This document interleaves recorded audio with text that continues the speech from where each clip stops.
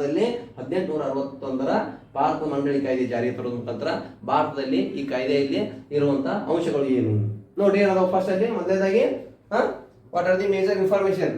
ವೈಸ್ರಾಯ್ನ ಕಾರ್ಯಕಾರಿ ಸಮಿತಿಯನ್ನು, there is a executive committee under the ವೈಸ್ರಾಯ್ನ ಕಾರ್ಯಕಾರಿ ಸಮಿತಿಯನ್ನು ವಿಸ್ತರಿಸಿ ಅದರಲ್ಲಿ ಭಾರತೀಯರನ್ನು ನಾಮಕರಣದ ಮೂಲಕ ಸದಸ್ಯರಾಗುವ ಅವಕಾಶ ಕಲ್ಪಿಸಿತು.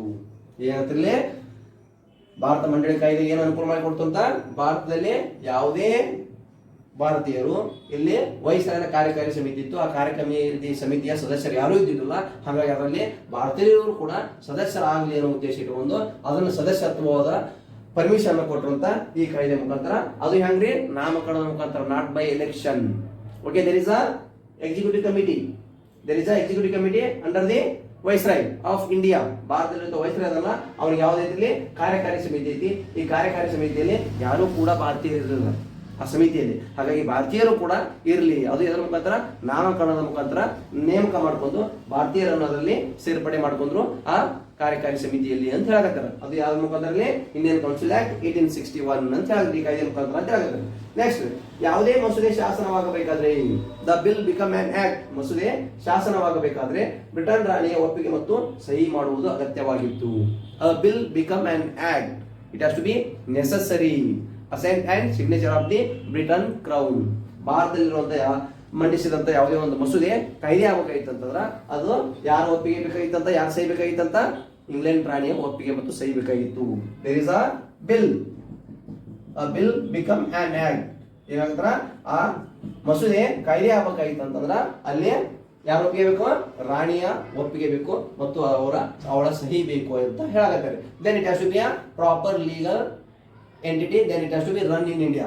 ಆ ಕಾಯ್ದೆ ಮಸೂದೆಯಾಗೆ ಇತ್ತು ಅಂತಂದ್ರೆ ಅದು ಭಾರತದಲ್ಲಿ ಜಾರಿಗೆ ಬರ್ತಿದ್ದಿಲ್ಲ. ಹಾಗಾಗಿ ಈ ಭಾರತದಲ್ಲಿಯೂ ಕೂಡ ಇದೇ ರೀತಿಯ ಪ್ರಮುಖ ಚಟುವಟಿಕೆ ಐತಿ. There is a parliament, where there is a parliament. In parliament the both houses discussed on that issue, whatever new law, whatever new rules made by the parliament ನಲ್ಲಿ ಏನ್ರಿ ಲೋಕಸಭೆ ರಾಜ್ಯಸಭೆ ಡಿಸ್ಕಸ್ ಮಾಡಿ ನೆಕ್ಸ್ಟ್ ಅದನ್ನ ಯಾರೇ ಸಭಾಧ್ಯಕ್ಷರ ಒಪ್ಪಿಗೆ ತಗೊಂಡು ನೆಕ್ಸ್ಟ್ ಅದನ್ನ ರಾಷ್ಟ್ರಪತಿ ಒಪ್ಪಿಗೆ ಕಳಿಸ್ತಾರ.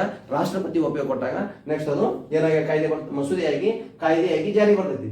ಅದು ಕಾಯ್ದೆ ಆಗಿ ಜಾರಿಗೆ ಬಂತಂದ್ರ ಭಾರತದಾದ್ಯಂತ ಲೀಗಲ್ ಆಗಿ ಎಲ್ಲರೂ ಫಾಲೋ ಮಾಡಬೇಕಾಗಿರ್ತೈತಿ. ಅದಕ್ಕಾಗಿ ಕೂಡ ಭಾರತದಲ್ಲಿ ಕೆಲವಷ್ಟು ಶಾಸನಗಳನ್ನು ರಚನೆ ಮಾಡಿ ಭಾರತದಲ್ಲಿಯೂ ಕೆಲವು ಆಡಳಿತಾತ್ಮಕ ಅನುಕೂಲಕ್ಕಾಗಿ ಬ್ರಿಟಿಷರು ತಂದಂತ ಕಾಯ್ದೆಗಳು ಒಪ್ಪಿಗೆ ಪಡಿಬೇಕು, ರಾಣಿ ಒಪ್ಪಿಗೆ ಪಡ್ಕೊಂಡು ನೆಕ್ಸ್ಟ್ ಭಾರತದಲ್ಲಿ ಜಾರಿಗೆ ತರಬೇಕು ಅಂತಂದು ಹೇಳಿದ್ರು. ಅದಕ್ಕೆ ಏನಾಗುತ್ತೆ, ಯಾವುದೇ ಮಸೂದೆ ಶಾಸನ ಆಗಬೇಕಾಯ್ತು ಅಂದ್ರೆ ಬ್ರಿಟನ್ ರಾಣಿ ಒಪ್ಪಿಗೆ ಬೇಕು ಮತ್ತು ಅವಳ ಸಹಿ ಬೇಕು ಅಂತ ಹೇಳಕತ್ತಾರೆ. ಇದು ನಮ್ಮ ಪ್ರಸ್ತುತ ಭಾರತದಲ್ಲಿ ಕೂಡ ಇರುವಂತಹ ಅಂಶ. ಹಾಗಾಗಿ ಬ್ರಿಟನ್ ಸರ್ಕಾರ ತಂದಂತ ಕೆಲವಷ್ಟು ಕಾಯ್ದೆಗಳು ನಮ್ಗೆ ಹೆಂಗೆ ಹೆಲ್ಪ್ ಅದಾವ ಅನ್ನೋದನ್ನ ಇದನ್ನ ತಿಳ್ಕೋಬಹುದು. ಅದಾದ ಇನ್ನೂ ಜಗದವ್ ಹೇಳ್ತೀವಿ ನಾವು, ನ್ಯಾಯವಾದ ಮುಂದೆ ಬರ್ತೈತೆ. ನೆಕ್ಸ್ಟ್, ಅಧಿಕಾರ ವಿಕೇಂದ್ರೀಕರಣ ಪ್ರಕ್ರಿಯೆ ಮೂಲಕ ಬಾಂಬೆ ಆಗಿರ್ಬೋದು, ಮದ್ರಾಸ್ ಆಗಿರ್ಬೋದು, ನೆಕ್ಸ್ಟ್ ಇತರ ಪ್ರಾಂತ್ಯಗಳಲ್ಲಿ ಶಾಸನಗಳನ್ನು ರಚನೆ ಮಾಡುವ ಅಧಿಕಾರ ಮರಳಿ ನೀಡಲಾಯಿತು. By the proper decentralisation of administration.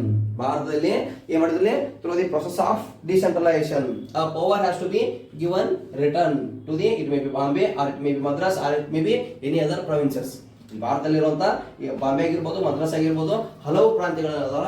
ಆ ಎಲ್ಲ ಪ್ರಾಂತ್ಯಗಳಿಗೆ ಅಧಿಕಾರ ವಿಕೇಂದ್ರೀಕರಣ ಪ್ರಕ್ರಿಯೆ ಮುಖಾಂತರ ಏನ್ ಮಾಡಿದ್ರು ಅಂತ ಇಲ್ಲಿ ಅಧಿಕಾರ ಹಸ್ತಾಂತರಿಸಿದರು.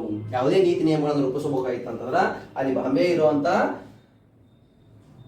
ಪ್ರಾಂತ್ಯದಲ್ಲಿರುವಂತಹ ಜನರಿಗೆ ಬಾಂಬೆ ಪ್ರಾಂತ್ಯಾಧಿಕಾರಿ ಅಧಿಕಾರ ನಿಯಮಗಳನ್ನು ನಿರ್ವಹಣೆ ಮಾಡುವುದು. ನೆಕ್ಸ್ಟ್ ಮದ್ರಾಸ್ನಲ್ಲಿರುವುದು ಮದ್ರಾಸ್ನ ಅಧಿಕಾರಿ ನಿಯಮಗಳನ್ನು ಮಾಡುವುದು. ನೆಕ್ಸ್ಟ್ ಇತರೆ ಯಾವುದೇ ಪ್ರಾಂತ್ಯದಲ್ಲಿ ಪಂಜಾಬ್ ಆಗಿರ್ಬೋದು, ನೆಕ್ಸ್ಟ್ ಇಲ್ಲಿ ಸೌತ್ ಮದ್ರಾಸ್ ಪ್ರಾಂತ್ಯ ಆಗಿರ್ಬೋದು, ಯಾವ ಪ್ರಾಂತ್ಯದಲ್ಲ ಆ ಪ್ರಾಂತ್ಯದಲ್ಲಿ ಆ ಪ್ರಾಂತ್ಯಾಧಿಕಾರಿಗಳಿಗೆ ಏನ್ರಿ ಅಧಿಕಾರ ಹಸ್ತಾಂತರ ಮಾಡಿದ್ರು ಅಂತ ಹೇಳ್ತಾರೆ. It means there is no centralised power, it means decentralisation of power. ಅಧಿಕಾರ ವಿಕೇಂದ್ರೀಕರಣ, ಅಧಿಕಾರ ಕೇಂದ್ರೀಕರಣ ಅಂತಂದ್ರೆ ಏನು, ಎಲ್ಲಾ ತಮ್ಮ ಅಂತಲೇ ಇಟ್ಕೊಳ್ಳೋದು. It means the whole and soul power has to become under the British Crown or it may be Viceroy. ಅದನ್ನು ಬಿಟ್ಟು ನೆಕ್ಸ್ಟ್ ಅವರು ಅಲ್ಪ ಪ್ರಮಾಣದಲ್ಲಿ ಸಡಿಲಿಕೆ ಇರಲಿ ಅಂತಂದು ಅಧಿಕಾರ ವಿಸ್ತರಣೆ ಮಾಡಿದ್ರು. That's why there is a decentralisation of power in India. Next ಇಲ್ಲಿ ಕೇಂದ್ರ ಮತ್ತು ಪ್ರಾಂತೀಯ ವಿಷಯಗಳ ನಡುವೆ ಯಾವುದೇ ವ್ಯತ್ಯಾಸ ಕೈಗೊಳ್ಳಲಿಲ್ಲ. It means there is a subjects based on central, based on provinces. ಅಂದ್ರೆ ಪ್ರಾಂತೀಯ ವಿಷಯಗಳು ಮತ್ತು ಕೇಂದ್ರ ವಿಷಯಗಳು ಅಂತ ಬರ್ತಾವೆ. ಆ ಕೇಂದ್ರ ವಿಷಯಗಳು ಮತ್ತು ಪ್ರಾಂತೀಯ ವಿಷಯಗಳ ನಡುವೆ ಯಾವುದೇ ರೀತಿಯಾದಂತಹ ವ್ಯತ್ಯಾಸ ಇರಲಿಲ್ಲ ಅಂತ ಹೇಳಕತ್ತಾರೆ. ಅದಕ್ಕೆ ಅವ್ರು ಏನಾಗತ್ತಾರೆ, there is a centre and the province. ಪ್ರಸ್ತುತ ಕೂಡ ಭಾರತದಲ್ಲಿ ಹೆಂಗದವ್ರಿ there is a central subject, there is a state subject, there is a concurrent list. Central list, state list, concurrent list ಅದಾವ. ಅಂದ್ರೆ ಕೇಂದ್ರ ಪಟ್ಟಿ, ನೆಕ್ಸ್ಟ್ ರಾಜ್ಯ ಪಟ್ಟಿ ಮತ್ತು ಸಮವರ್ತಿ ಪಟ್ಟಿ. ಸಮವರ್ತಿ ಪಟ್ಟಿಯಲ್ಲಿ ಇಬ್ಬರು ಅಧಿಕಾರ ಇರ್ತೈತಿ. ಕೇಂದ್ರ ಪಟ್ಟಿಯಲ್ಲಿ ಕೇಂದ್ರ ಸರ್ಕಾರಕ್ಕೆ ಜಾಸ್ತಿ ಅಧಿಕಾರ ಇರ್ತೈತಿ. ನೆಕ್ಸ್ಟ್ ರಾಜ್ಯ ಪಟ್ಟಿಯಲ್ಲಿ ರಾಜ್ಯ ಸರ್ಕಾರಕ್ಕೆ ಅಧಿಕಾರ ಜಾಸ್ತಿ ಇರ್ತೈತಿ. ಹಂಗ ಅಲ್ಲಿನೂ ಕೂಡ ಕೇಂದ್ರ ಮತ್ತು ಪ್ರಾಂತೀಯ ವಿಷಯಗಳಿದ್ವು ಅಂತ ಅಲ್ಲಿ ಯಾವುದೇ ವಿಷಯ ವ್ಯತ್ಯಾಸ ಇರಲಿಲ್ಲ, ಎರಡು ಸೇಮ ವಿಷಯ ಇತ್ತು. ಹಾಗಾಗಿ ಎಲ್ಲ ಕೇಂದ್ರ ಅಧೀನದಲ್ಲಿದ್ದು ಅಂತ ಹೇಳಕತ್ತಾರೆ ಸಿಂಪಲ್ ಆಗಿ.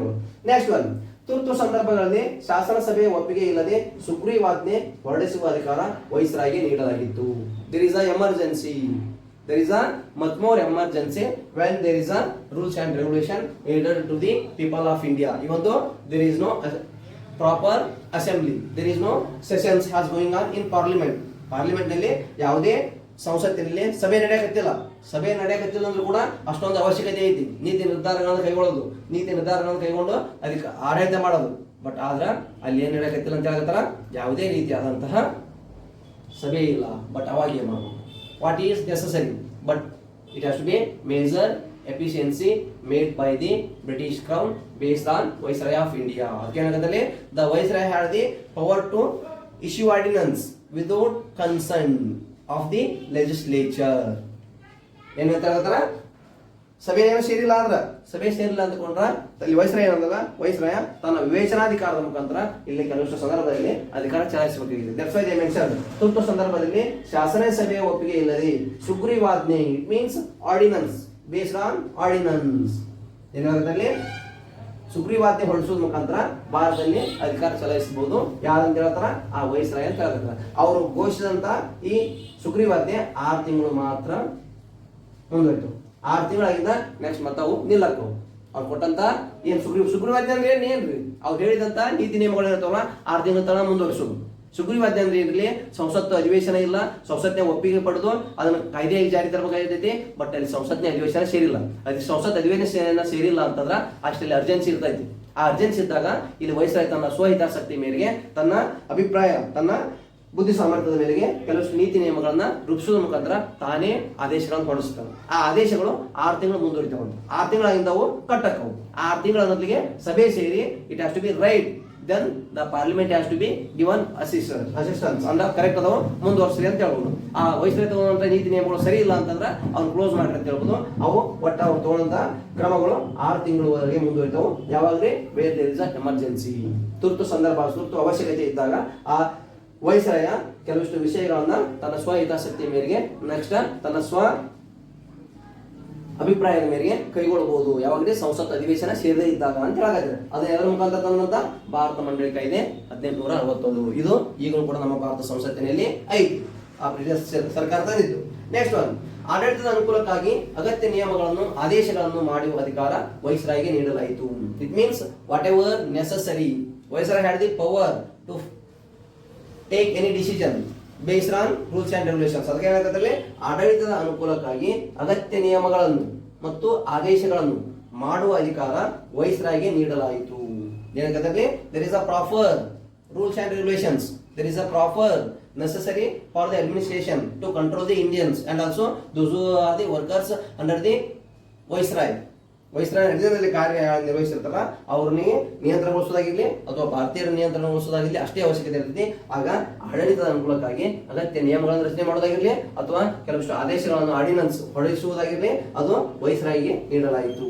ಅಲ್ಲದೆ ಮತ್ತು ಅಷ್ಟಲ್ಲದೆ ಮತ್ತೇನಾಗುತ್ತೆ, ಲಾರ್ಡ್ ಕ್ಯಾನಿಂಗ್ ಪರಿಚಯಿಸಿದ ಖಾತೆ ಹಂಚಿಕೆ ಪದ್ಧತಿ ಮಾನ್ಯ ಮಾಡಲಾಯಿತು, ಅಂದ್ರೆ ಅದು ಒಪ್ಪಿಕೊಳ್ಳಲಾಯಿತು. ವಾಟ್ ಇಟ್ ಮೀನ್ಸ್ ಖಾತೆ ಹಂಚಿಕೆ ಪದ್ಧತಿ, ದ ಪೋರ್ಟ್ಫೋಲಿಯೋ ಸಿಸ್ಟಮ್, ಯಾವ ಖಾತೆಗಳನ್ನ ಯಾರಿಗೆ ಹಂಚಿಕೊಡಬೇಕು ಅನ್ನೋದನ್ನ ಈ ಕಾಯ್ದೆ ಮುಖಾಂತರ ಹೇಳಿದ್ರಂತ ಅದನ್ನು ಕೂಡ ಸ್ವೀಕಾರ ಮಾಡಿಕೊಂಡಿದ್ರು. ಅದಕ್ಕೆ ಏನಾಗುತ್ತೆ, ಖಾತೆ ಹಂಚಿಕೆ ಪದ್ಧತಿ. There is a portfolio system, portfolio system ಅಂತ ಕರೀತಾರೆ. ಈ ಪೋರ್ಟ್ಫೋಲಿಯೋ ಸಿಸ್ಟಮ್ ಅನ್ನ ಜಾರಿಗೆ ತಂದ್ರು. ಅದನ್ನ ಎಲ್ಲರೂ ಕೂಡ ಸ್ವೀಕರಿಸಿ ಅದನ್ನ ಮುಂದುವರಿಸಬೇಕು ಅಂತಂದು ಇದನ್ನ ಒಪ್ಪಿಕೊಂಡು ನಮ್ಮ ಭಾರತ ಸರ್ಕಾರ ಕಾಯ್ದೆ, ಇಂಡಿಯನ್ ಭಾರತೀಯ ಮಂಡಳಿ ಕಾಯ್ದೆ 1861ರಲ್ಲಿ ಸೇರ್ಪಡೆ ಮಾಡಿದ್ರು ಅಂತ ಹೇಳ್ತಾರೆ. These are the major rules and regulation made by this act.